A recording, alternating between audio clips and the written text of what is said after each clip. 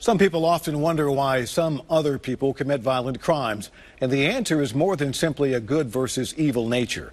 A Vanderbilt professor found a connection between criminal behavior and brain trauma. As News 4's Brianna Arredondo tells us, it's gaining traction and changing how attorneys build a defense. Defense attorneys could establish in court how a person behaved normally and then started to commit crimes and arguably link that to brain trauma. We spoke to an attorney who tells us how it's done.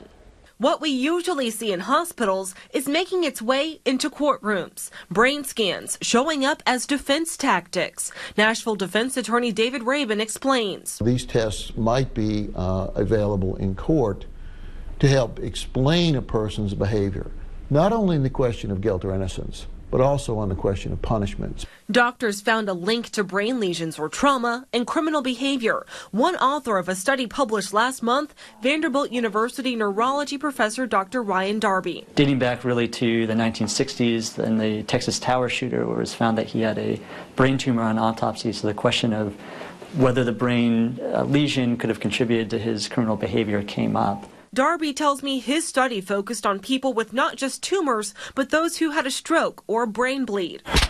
Authorities question a similar connection in the Las Vegas shooting. Doctors are looking for anything abnormal in the shooter's brain. If there is a change in behavior that doesn't have an explanation, then it's important to kind of figure out what the reason for that is. If it's something people can see on a scan, defense attorneys say it's more likely that a jury would believe it. People can accept a broken arm.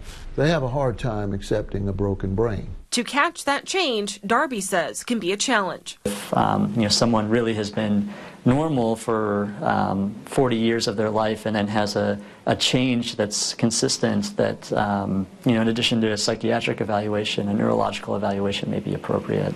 Attorneys say those studies can be useful for defense or prosecution. Dr. Darby says that can be controversial because it's possible a person's brain trauma may not be the reason behind the crime. I'm Brianna Arredondo for News 4.